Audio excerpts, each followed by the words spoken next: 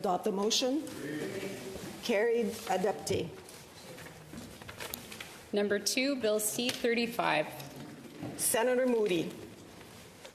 Honourable Senators, I move that this bill be read a third time.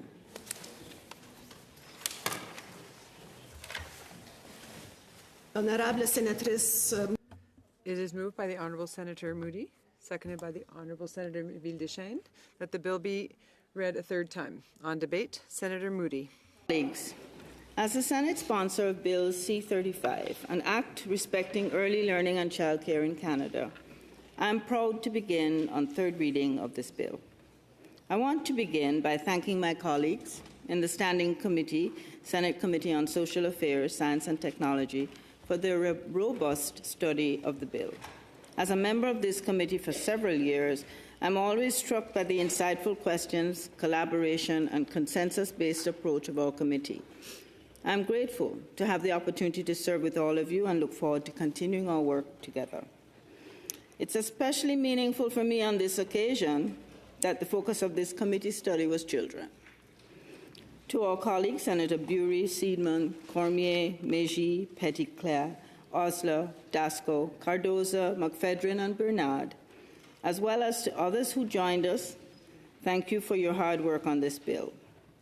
And I also want to thank our chair, Senator Omidvar, for her admirable handling of the process and for keeping us in order. And a special thanks to you, Senator Cordy, for stepping in at the end of our study. It's my understanding this was your first time chairing, although it was no surprise to me how well you led us through the clause by clause and how fitting it was to have a teacher lead us through the finishing steps of a study on early childhood learning. In addition to my thanks to committee members, I want to thank every witness, every single witness who took the time to appear before us or to provide us with additional information. We value and we appreciate your insight. Colleagues, as I noted in my second reading speech on Bill C-35, this is a significant commitment to a crucial dimension of Canada's social fabric. It will immensely impact all children, women, and the economy for generations to come. It is a commitment by our federal government to ensure the growth of an accessible, affordable, and inclusive childcare system that will provide a firmer foundation on which all Canadian families can thrive. I'll briefly remind us of the journey that brought us here, of the benefits of national childcare, and of the current landscape, before returning to the bill and the committee's work. As you heard from me in second reading, the journey to a national early childhood childcare program was a long one. The ambition originated during the Royal Commission of the Status of Women and through numerous developments resulting in the 2017 Multilateral Early Learning and Childcare Framework with provincial and territorial governments. This agreement between Ottawa and the provinces was for $7.5 billion over 11 years. And the purpose was to increase quality, accessibility, affordability, flexibility, and inclusivity in early learning and child care, with consideration for families that needed care the most. Colleagues, we are all familiar with what came next. COVID-19 pandemic was a significant shock to our society and to our economy. Women were displaced from the workforce, and the progress we had made on equality in the labour workforce threatened to be entirely erased. The response to this crisis was a national childcare program.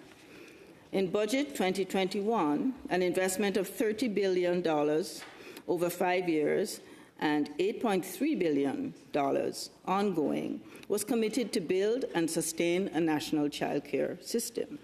Through this investment, the government significantly expanded the multilateral agreements and set about building something new. Their goal was 50% reduction of average fees by the end of 2022 and an average fee of $10 a day by 2026. You've heard me say this before.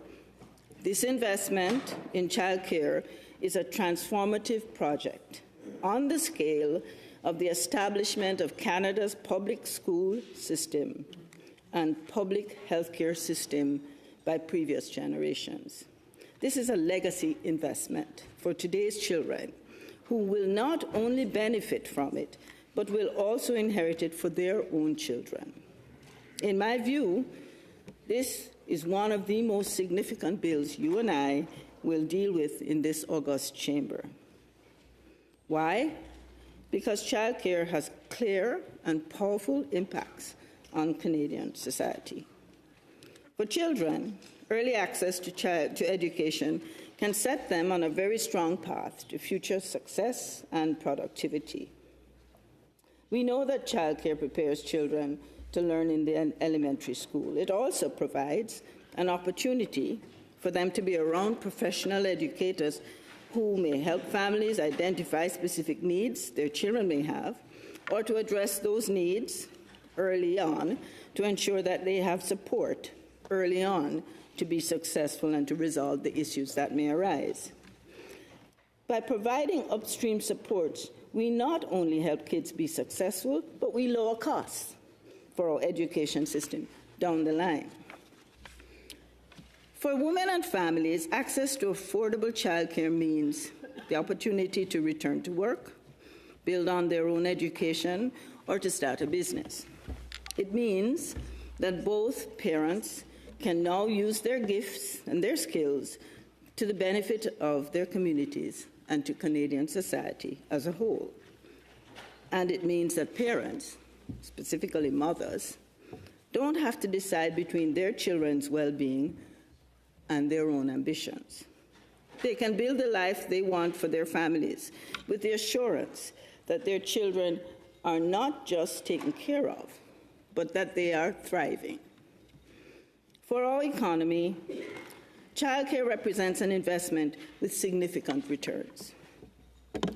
This is why many sectors of our society, private business, unions, economists, academics, and many others supported the government's investment into a pan-Canadian childcare system. Studies have shown us that for every dollar invested in early childhood education, the broader economy receives about $1.50 to $2.80 in return. The federal government's own estimate predicts that the Canada-wide system will raise GDP by as much as 1.2% over the next 2 decades.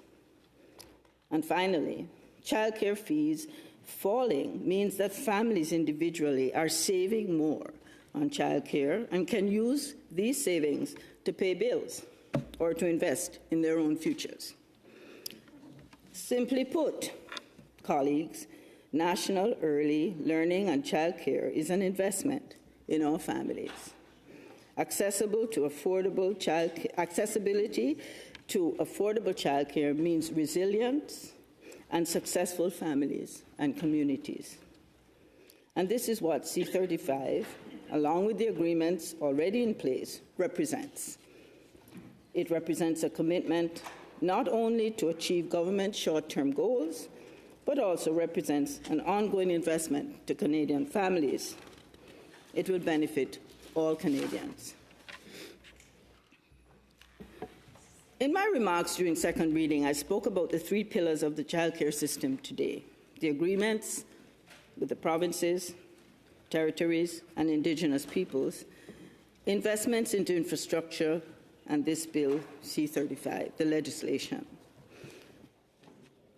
I want to remind us first of the agreements. The fact that all of the agreements are already in place is a crucial consideration for us as we debate this bill. Unlike other framework bills, we don't have to imagine what C-35 will look like and how it will be applied. We can see it. Every province and territory has a bilateral agreement with the federal government that is tailored to their needs of their jurisdiction. Each differs in its specific details, but all have similar broad lines and themes.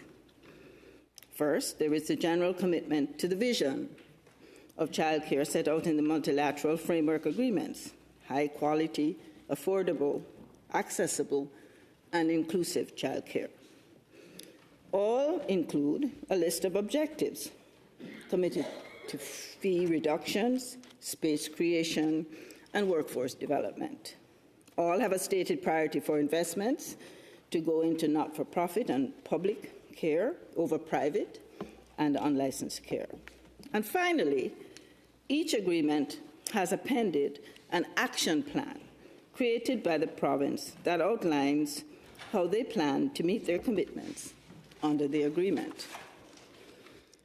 More specifically, Canada-wide early learning and childcare agreements with provincial and territorial governments include a number of commitments, such as the number of newly regulated spaces to be created, the timeline for achieving this goal of $10 a day on average fees for regulated childcare, and the actions to support valuing the early childhood educator workforce, providing them with training and development opportunities.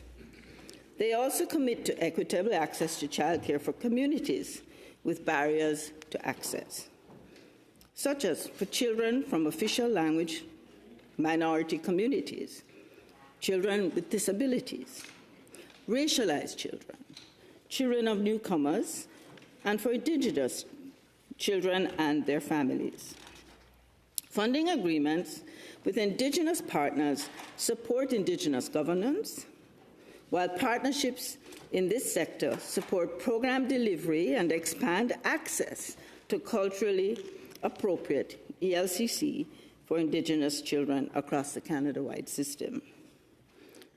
I want to highlight that the very nature of the agreements is a positive step. As Senator Arno pointed out just yesterday in this chamber, Western and Northern alienation is real. To me, this emphasizes the value of cooperative federalism in the context of national childcare. These agreements should be viewed as a positive development for our country because they allow for the customized approach that meets the needs of each jurisdiction. Altogether, these agreements are the basis for the creation of a strong Canada-wide ELCC system based on the vision proposed by our federal government. It is important to note that the provinces and territories are accountable to these agreements and must respect them for a few reasons, and I'll walk through these. First, I would argue that the provinces do not want to lose the significant financial support from the federal government that makes this very impactful, popular, and valued program possible. The politics of childcare is a motivating factor for respecting agreements in of itself. Secondly, as mentioned, every province and territory has prepared an action plan that acts as the roadmap, outlining how they will deliver on their commitments within their agreements. This allows the provinces and territories to implement their commitments in line with their respective childcare priorities, with their respective community needs, while providing the federal government with a clear idea of the targets and outcomes they hope to achieve. And for every jurisdiction, there are roundtables where the action plans are regularly and will be regularly discussed and reviewed to ensure that there is progress. And where there is not progress, the federal government can engage its partners on this issue. And finally, every agreement has a dispute resolution and termination clause. This is important because whereas the politics of childcare motivates provinces, and whereas collaboration and dialogue at implementation tables drives the monitoring of action plans, it's dispute resolution and termination clauses within the agreements that are important, last resort, that must be and remain available. Canada's early childhood learning and child care system is built on the principles of high quality, affordable, and inclusive care. Care that is available for all families, all children through public and not-for-profit providers who will prioritize the quality of services, the affordability, rather than the profits. Care that supports cultural identity and that is available to linguistic minorities from coast to coast to coast. This program is not about bolstering private businesses or adding to profits. It is about investing in quality, affordability, space creation, and workforce development. Yet, to be candid, colleagues, although this program has received wide support from all sectors of society, and although the government has received a democratic mandate to continue this program based on these principles, we have seen that many of the province's current political leadership may not be totally aligned. They may have a preference for for-profit care, or they may not prioritize the expansion of spaces for specific groups, official language minority communities, Indigenous peoples. Should these provinces be willing to go against the political tide and refuse to meet their commitment of their action plans, these dispute resolution and termination clauses become more important tools of last resort. I want to specifically place on the record part of the agreement regarding dispute resolution and termination, and I want to use my own home province of Ontario as an example. Section 8 of the Canada-wide Learning and Childcare Agreement 2021 to 2026 reads, Canada and Ontario are committed to working together and avoiding disputes through government-to-government information exchange, advance notice, early consultation, discussion, clarification, and resolution of issues as they arise. And jumping to 8.3, as the parties take stock of progress, as outlined in Section 6 regarding long-term collaboration, should there be challenges, Canada and Ontario agree to work together to explore workable solutions, including proportional adjustments to targets. The responsible ministers for Canada and Ontario agreed to consider all reasonable approaches put forward by officials to address challenges. If at any point in time either Canada or Ontario is of the opinion that the other party has failed to comply with any of its obligations or undertakings under this agreement, or is in breach of any term or condition of the agreement, Canada or Ontario, as the case may be, may notify the other party in writing of the failure of the breach, upon which notice Canada and Ontario will endeavour to resolve the issue in dispute bilaterally through their designated officials. And it goes on. It goes on to explicitly lay out the process and is clearly defined in the agreement. Canada can terminate this agreement at any time, says 10.1, if the terms of this agreement are breached by Ontario by giving at least 6 months written notice of Canada's intention to terminate this agreement. 10.2 talks to after the date of the termination of this agreement under Section 10.1, Canada shall have no further obligation to make any further payments to Ontario after the date of effective termination. Colleagues, the cost of miscompliance is loss of money. And it's a significant and powerful driver to compliance. Colleagues, I know that this may have been a bit tedious to listen to, my apologies, but I think that placing this on the record is important to assure us, and all Canadians listening, that there is in a very real sense, accountability in the provinces, with the provinces and between the provinces and the federal government. And we actually got to see this accountability take place in one form recently. I'd encourage you to read your own provincial agreement, as they're very easy to access online. But referring to the recent example, on October the 22nd, CBC News reported that the New Brunswick Education Minister had told reporters that the province needs to renegotiate, and I quote, needs to renegotiate its 2022 childcare agreement with the federal government to address a long wait list for spaces in the province, end quote. This report goes on to explain that the province was asking for more flexibility to expand the not-for-profit sector rather than the not-for-profit sector.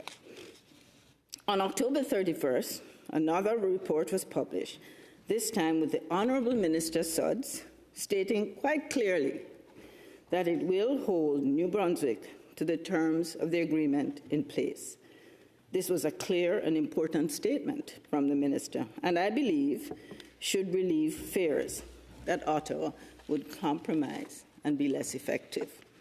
Now, of course, this is true for this current federal government, but many of you will ask, what about future governments that may not share the same ideologic penchant as this current government? This is where the legislation C-35 comes into play. Bill C-35, as you have heard me state at second reading, builds on these agreements by enshrining the federal commitment in law to build Canada-wide ELCC into law. The bill imposes conditions on Ottawa regarding its engagement with the provinces, territories, and Indigenous peoples through the vision and principles of the Indigenous Early Learning and Childcare Framework. Its adoption will provide significant assurance for those partners, the childcare sector, the childcare workforce, and families that Canada-wide ELCC is here to stay. And I want to focus my further remarks on Section 7 of the bill, because this is where the money is. Section 7 lays out the guiding principles for funding. These are the rules of engagement for Ottawa. These are the conditions by which the Government of Canada makes investments into childcare. Or, to put it differently, these are the essential principles that must be included in every agreement moving forward. This section ensures the accountability federal government going forward. It is the stake in the ground that holds Ottawa accountable, and it is how, through these agreements, Ottawa works with the provinces and keeps them accountable. I'll read Section 7, but I'll be stopping shortly, I think. Section 7.1 starts with, federal investments respecting the establishment and maintenance of Canada-wide early learning and childcare system, as well as the efforts to enter into related agreements with the provinces and Indigenous people, must be guided by the principles by which early learning and child care programs and services should be accessible, affordable, inclusive, and of high quality.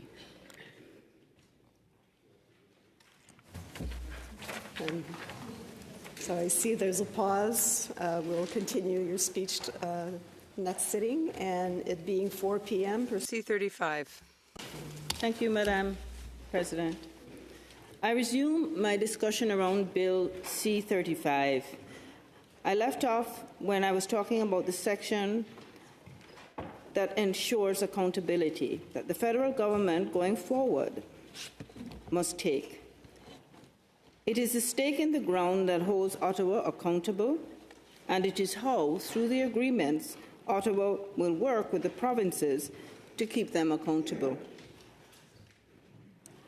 Reading from Section 7.1, federal investments respecting the establishment and maintenance of a Canada-wide early learning and childcare system, as well as the efforts to enter into related agreements with the provinces and Indigenous peoples, must be guided by the principles by which early learning and childcare programs and services should be accessible, affordable, inclusive, and of high quality.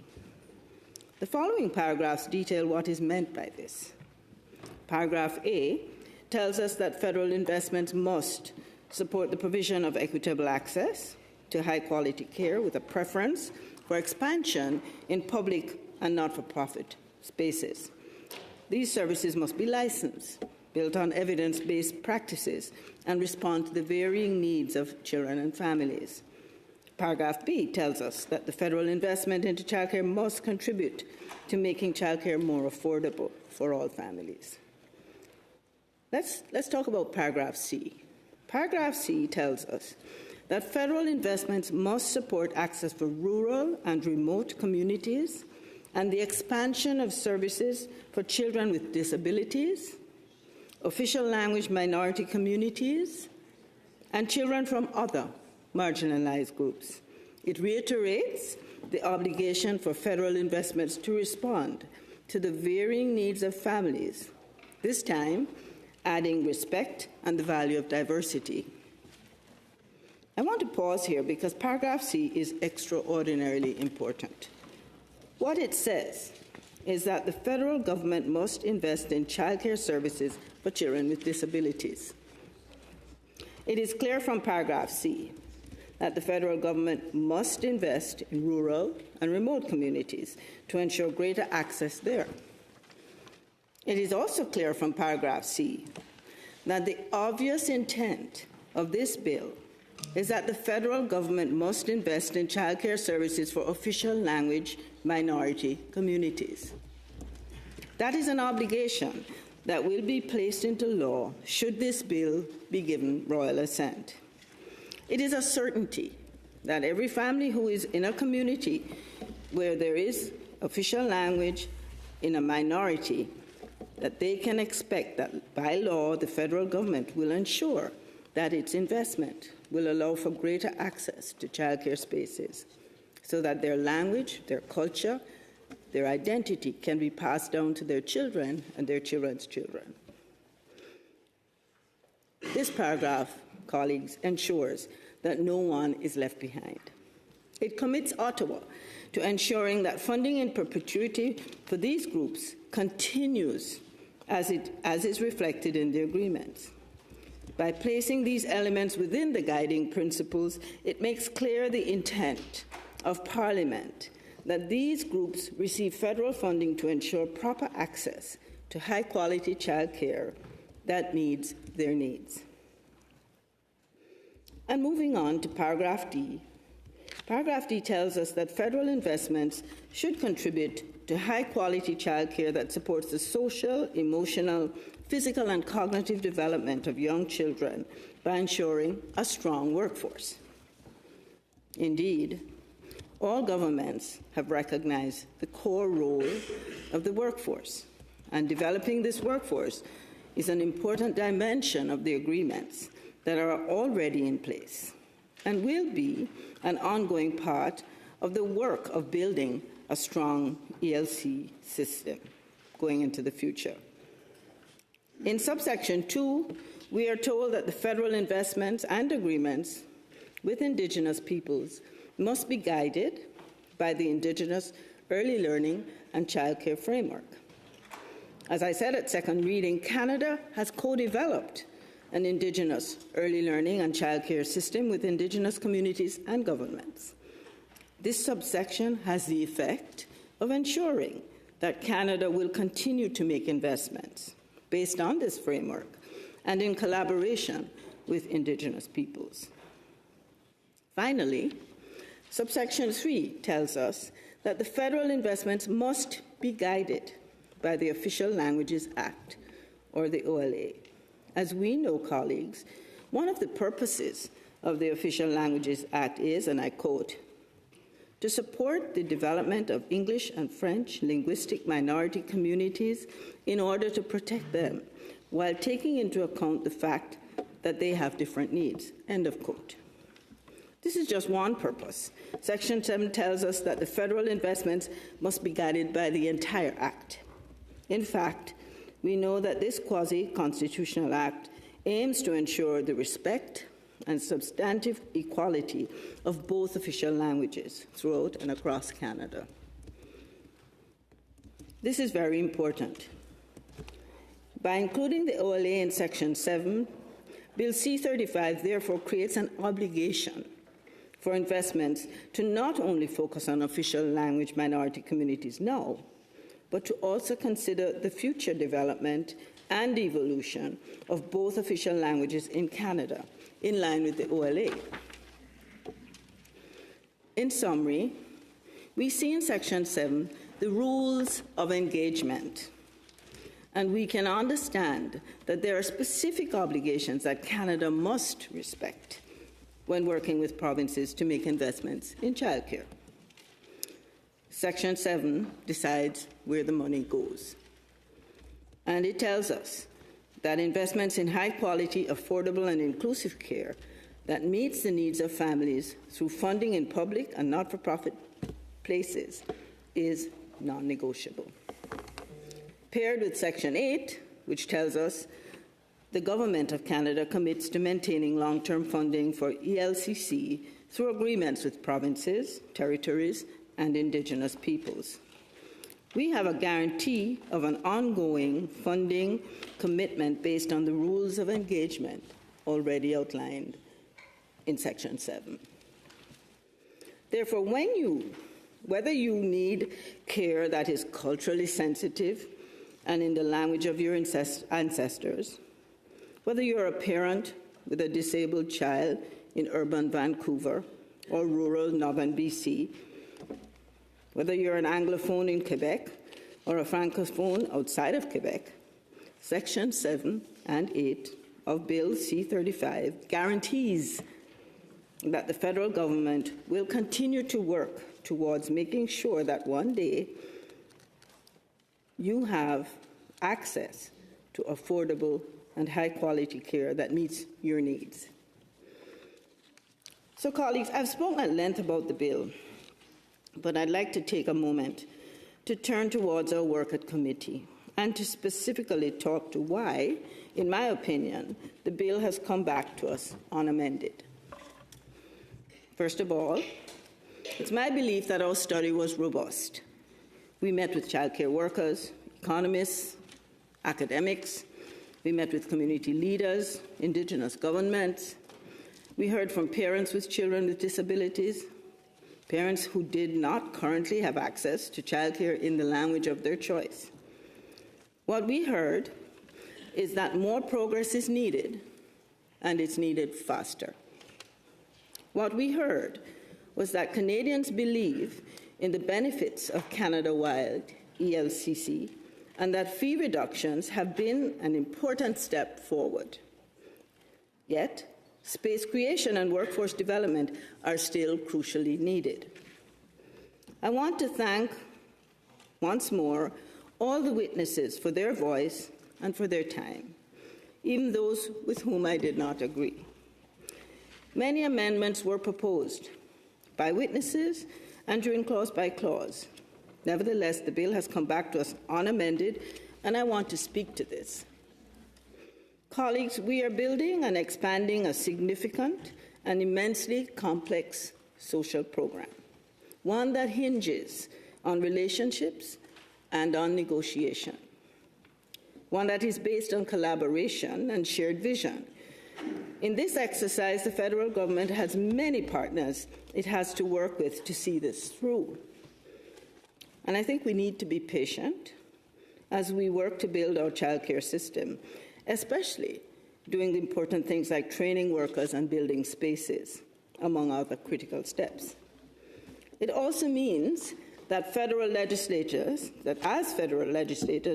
we have to remember that Canadians want C-35 to be adopted. For them, It means a guarantee that ELCC is here to stay. They're looking for this certainty. Consider Jennifer Nangreaves, Executive Director of the Early Childhood Development Association of Prince Edward Island, who told us, and I quote, "The position of the ECDA is that we are absolutely in support of Bill C-35. The importance of having federal commitment to the Canada-wide early learning and childcare system, no matter the government in power in future, will allow for true system building across our country. Having access to predictable, appropriate, and sustained funding instead of what has been in the past, with grants here or there, will provide stability and predictability that will allow for strategic and long-term investments so that the provinces, territories, and Indigenous peoples can reach their goals in achieving a high-quality, accessible, and affordable early learning and childcare system," end quote. Her words resonated with me. Canadians are looking to this bill for certainty. They're looking to Parliament for certainty. We must remember this as we deliberate today. I believe that the committee in the other place did a strong job in amending this bill and strengthened it significantly. I'm also aware of the political tensions in the House of Commons and know that amending the bill would lead to perhaps to delays in its adoption, which would create greater uncertainty for Canadians. So for every amendment, I weighed whether or not the uncertainty was worth the proposed change. And I will say, honourable colleagues, that none of the amendments brought forward resolved substantive issues or challenges that I felt warranted delaying the adoption of this legislation for many months. Therefore, I argued and voted against all the amendments that were tabled, and the majority of the committee seemed to have agreed. Honourable Senators, I want to acknowledge one concern that was heard from official languages minority communities. Many felt that they needed to be included in Section 8 of the bill to ensure they continue to receive long-term funding. It is their concern that without this inclusion, the courts would assume that Parliament meant to exclude them from ongoing funding commitments, despite Section 7, as I outlined it.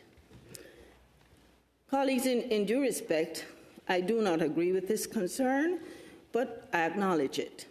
I believe, as I've argued, that the rules of engagement are outlined in Section 7, the funding principles, and that these are very clear indicators of what Parliament intends for ongoing funding to include. Nevertheless, I've worked with the Fédération des Communautés francophones et acadiennes du Canada and with Senators Cormier, Senator Monsión, to create and craft a statement that clarifies this without the shadow of a doubt. And I'll read that now.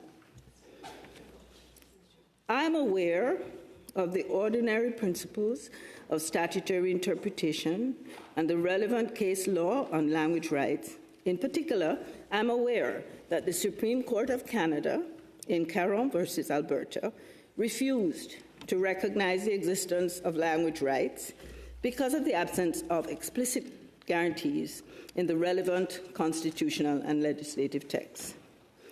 Consequently, as sponsor of this bill, I wish to express a clear intention that the text of Section 8 implicitly includes a guarantee of long-term funding for early learning and childcare programs and services for official language minority communities. It is my understanding that as Bill C-35 is currently drafted, the intention has always been for Francophone communities to continue to be part of federal, provincial, territorial discussions within the framework of funding agreements. I'd like to emphasize this point. protecting the interests of official language minority communities and other minority groups is not mutually exclusive. Often, communities intersect, and individuals are at the intersection points of several minority groups. To conclude, I'll make a clear clarification regarding terminology used in the bill on the issue of official language minority communities. I'd like to acknowledge that there are indeed two different terms used in the bill, C-35, that refer to official language minority communities. But I assure you that despite the two different terms used, they do respect the spirit of the Official Languages Act. I want to thank Senators Cormier and Saint-Amoncion, as well as the FCFA, for their partnership and for their collaboration. I look forward to continuing to work with you to ensure every child can learn and grow in the language of their families. Honorable colleagues, thank you for your attention and for your hard work. I look forward to hearing from other speakers, and I look forward to seeing this bill become law. Thank you. Merci.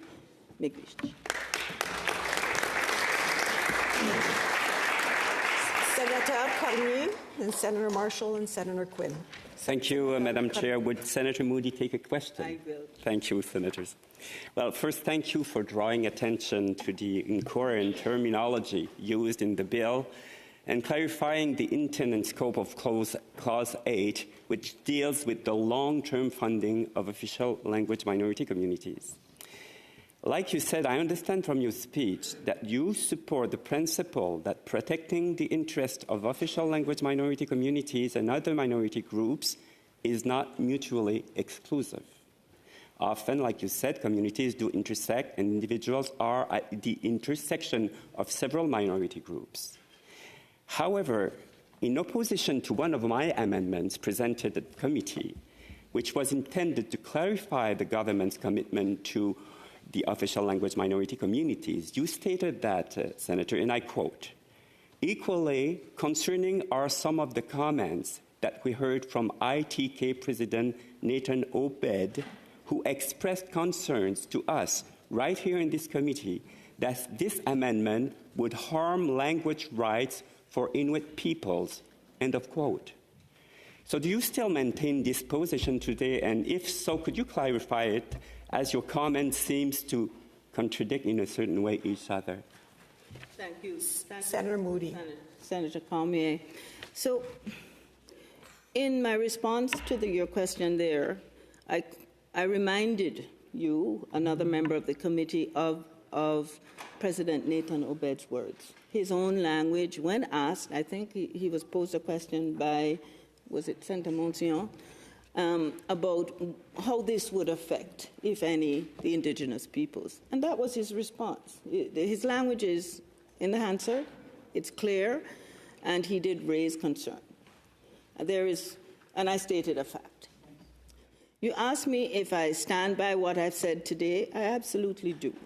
I think that there is no question that there's an intersection of racial minorities, of language requirements, of people with disabilities. All communities are very, very keen to see and make sure that their interests are represented in this law and that their children are offered the best possible child care. And I think that working together, that's where we focus for the future. We work to build that as a country, and we try to make sure that we ensure the rights of all groups, including rural and remote children, that they get access to care as well. So my position stands today, and in fact, the answer that I gave you then simply reflects the facts of what President Obed said. Senator Marshall, I'll put you back on the list. Senator Marshall? Thank you very much, Madam Speaker. And Senator Moody, thanks very much for your question, for your speech. And I was hanging on to every word you were saying there, because early in your speech you were saying about no one being left behind. And what I'm hearing from people in the community, not just in my home province of Newfoundland and Labrador, but a number of other provinces, is that there are many families not able to access the $10 a day daycare. So it's available to some families, but it's not available to other families. And then in other instances, not only is the $10 a day daycare not available, but there's no daycare available, and that families are struggling, to arrange daycare or child care arrangements for their children. And I know in my own province, the CBC radio has actually had several articles on it. Doctors who cannot return to work because they don't have child care. Did that issue come up during your study of the bill? I'm sorry, Senator Moody, your time for debate has expired.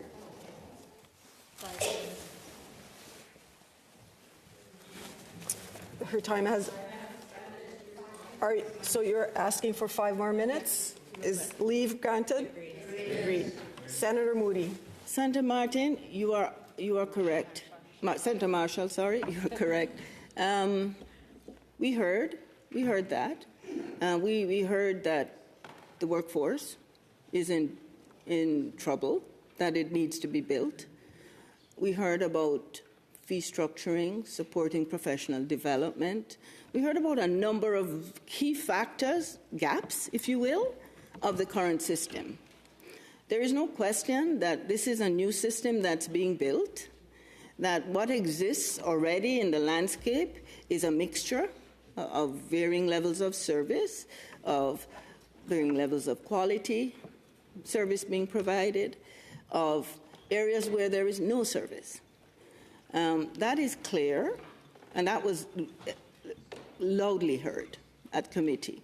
And I think it's acknowledged that we have work to be done here, that that the provinces have outlined in their agreements how they see the action plan of moving this forward, of building on what exists in some places, of creating new.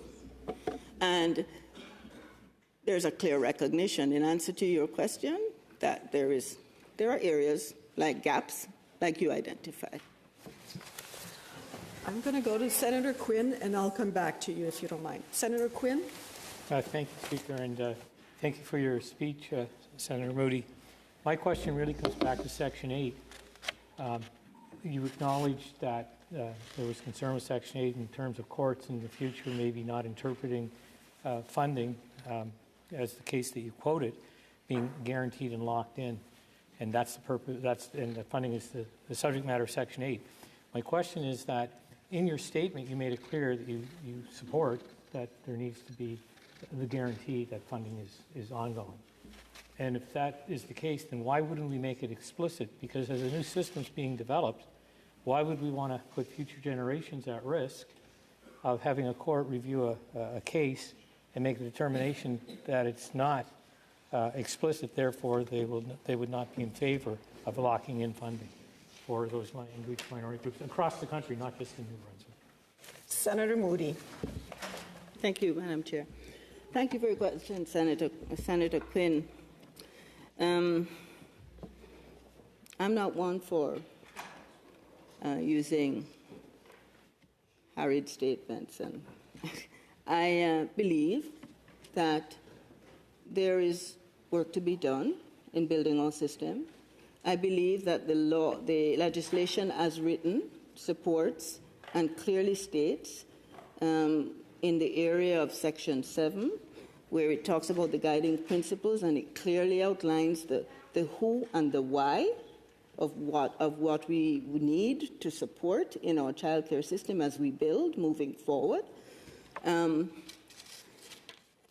I also believe that Section 8 speaks to the funding mechanisms that exist and how money would flow from the federal government to the establishment on the ground in the provinces, in the territories, and in indigenous governments, how that money would flow. And I think that the legislation states it clearly. And I think that the groups of children that must be protected are clearly outlined in the guiding principles. So I believe that the Act, the legislation, already states what it needs to state. I believe that we need to strengthen the system and that there may be future need for improvements. Clearly, I do believe that. We are starting to build at the foundational level. And there is no question that there are gaps, and anybody who would suggest that that's not the case would not be giving you the truth. Senator Marshall? Yes, quick thank you very question. much. Senator Moody, you were saying that the bill is being reported back with no amendments. So are there any observations attached to it which would address the issue of lack of access to $10 a day daycare or lack of access to any daycare, any child care? Senator Moody. There are a number of, thank you, Madam Chair.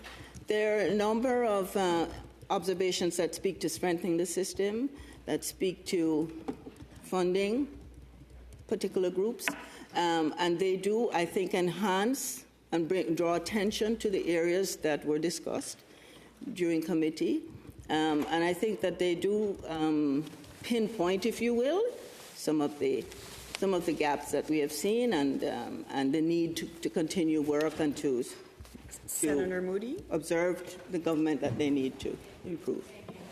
your time has expired.